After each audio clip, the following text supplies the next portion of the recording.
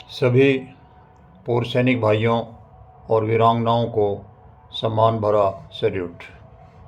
साथियों, कल दिनांक 18 फरवरी 2024 को दिग्गज वीरांगना महासंघ के द्वारा किए गए आह्वान के ऊपर पूरे भारतवर्ष के अंदर पूर्व सैनिक न्याय यात्रा 8 दिन अलग अलग भारत देश के कोनों कोनों में चलते हुए रेवाड़ी में आकर के उसका समापन हुआ और इस पूर्व सैनिक न्याय यात्रा का समापन भी एक बहुत ही शानदार तरीके से हुआ। आपने सोशल मीडिया में देखा होगा कि 8 दिनों तक हिंदुस्तान के हर कोने के अंदर हमारे पूर्व सैनिकों की आवाज़ गुंजायमान होती रही। सभी स्थानीय संगठनों ने बढ़ चढ़ करके इस यात्रा को सफल बनाने के लिए पूरा प्रयास किया। 11 फरवरी को ये यात्रा शुरू हुई। 18 फरवरी को रेवाड़ी के हुड्डा ग्राउंड में जाकर के इसका समापन हुआ। यात्रा के अंदर पदयात्रा के माध्यम से, रैली के माध्यम से, मीटिंगों के माध्यम से, व्हीकल रैलीज़ के माध्यम से इसको आगे बढ़ाया गया। न्याय यात्रा के अंदर लोगों का जोश देखते ही बन रहा था।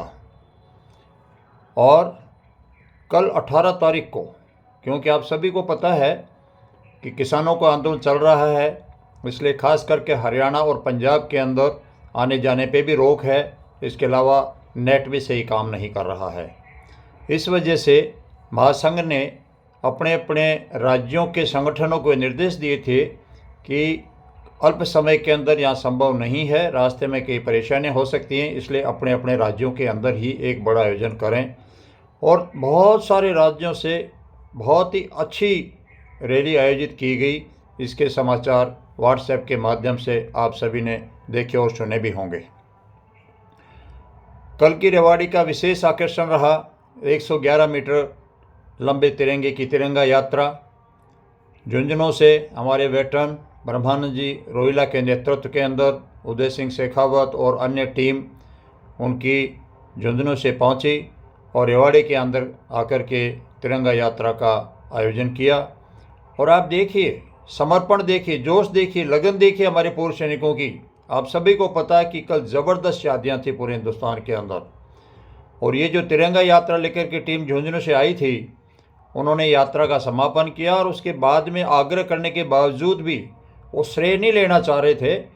और कल ही ब्रह्मानंद जी की सिस्टर की शादी भी थी, इसलिए वापस जाकर के पे शादी समारोह में सम्मिलित हुए। साथियों, ये है त्याग, समर्पण और लगन की भावना का एक प्रतीक। उनके जज्बे को सलाम करता हूँ मैं।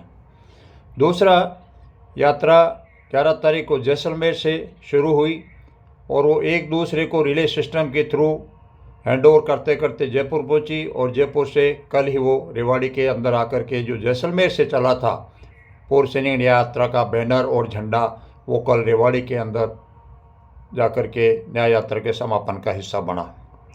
इतनी शानदार व्यवस्था वहाँ की गई। जो हमारा एक संगठन है वहाँ का पूर्व सैनिक कल्याण संगठन, जिसके अध्यक्ष श्री राजपाल यादव साहब हैं, उन्हीं की टीम के अंदर वीर सिंह साहब और एडवोकेट हंसराज साहब, ललित यादव जी, बहुत ही अल्प समय के अंदर उन्होंने सारी व्यवस्थाएं करी। क्योंकि एक दिन पहले शाम को 8 बजे जाकर के और प्रशासन से अनुमति मिल पाई थी। मैं उन सभी की मेहनत को, उनकी लगन को सलाम करता हूं, सैल्यूट करता हूं कि आपने अल्प समय के अंदर इतना शानदार व्यवस्था रैली के लिए किया। न केवल बैठने पीने की व्यवस्था बल्कि खाने की भी व्यवस्था उनके द्वारा की गई। मैं पुनः उनका दिग्गज वीरांगना महासंघ और फेडरेशन ऑफ वेटरन्स एसोसिएशन की तरफ से आभार व्यक्त करता हूँ, सैल्यूट करता हूँ। साथियों, इस यात्रा का आयोजन, प्लानिंग बहुत ही सुंदर तरीके से किया गया और उस सभी के लिए मैं हमारे दिग्गज वीरांगना महासंघ की कोर कमेटी के चीफ कोऑर्डिनेटर वेटरन चरण सिंह मलिक साहब, फेडरेशन के जनरल सेक्रेटरी एडवोकेट शीशराम साहब, रेवाड़ी से अशोक यादव साहब, captain Lokendra Singh ji, advocate Om Prakash ji Jadeja, captain के एल चौधरी, अशोक कुमार जी सरखी दादरी से, सोमवीर शर्मा जी, नितिन महेश जी चौहान, नंदन जी रावत, रोहिला जी, रेडू साहब, बागपत से राजेंद्र सिंह जी खलीफा साहब, इंडियन वेटर्स ऑर्गेनाइजेशन के प्रेसिडेंट जोगिंदर सिंह जी सेंगर साहब, हमारे फेडरेशन के लीगल एडवाइज़र एडवोकेट वीपी वैष्णव साहब, काजला साहब, इन सभी ने बहुत ही सराहनीय प्रयास किए, जिसकी वजह से यात्रा इतनी सुंदर तरीके से समापन हो सका इसका। साथियों, ये एक विषमताओं के अंदर सफलता का प्रतीक है ये कल की यात्रा। आपने देखा होगा आंदोलन की वजह से कितनी रुकावटें आ रही थी, लोग बाग घरों से नहीं निकल रहे, उसके बावजूद भी बहुत ही शानदार आयोजन आप सभी के प्रयास से हुआ। ये सफलता का राज आपकी एकता है। अगर आप सभी का सहयोग नहीं होता, आप सभी एक मत होकर के आगे नहीं बढ़ते, तो शायद ये संभव नहीं हो पाता। दोस्तों, इस पूर्व सैनिक न्याय यात्रा ने एक बहुत बड़ा संदेश हम पूर्व सैनिकों के लिए छोड़ा है, और वो संदेश है, अगर इरादे नेक हैं, नाम और चेहरा चमकाने की भावना नहीं है, भाषा एक अनुशासित पूर्व सैनिक के काम में ली जा रही है, समर्पण और ईमानदारी के साथ में काम करने के लिए आगे बढ़ रहे हैं, तो बिना चंदा इकट्ठा किए हुए भी आंदोलन को चलाया जा सकता है। पूरे हिंदुस्तान के अंदर 8 दिन तक आंदोलन का चलना ही इस बात का प्रतीक है कि दिग्गज वीरांगना महासंघ ने किसी से एक पैसे की भी चंदे की मांग नहीं करी, और उसके बाद भी 8 दिनों तक लगातार पूरे भारतवर्ष के अंदर हमारी मांगों के लिए अलग को जगाते रहे। साथियों, इस सारे आयोजन के साथ साथ, इस सफलता के साथ साथ एक चेतावनी भी इसमें छुपी हुई है, क्योंकि आपको पता है कि नेक कार्यों के अंदर बाधाएं बहुत आती हैं।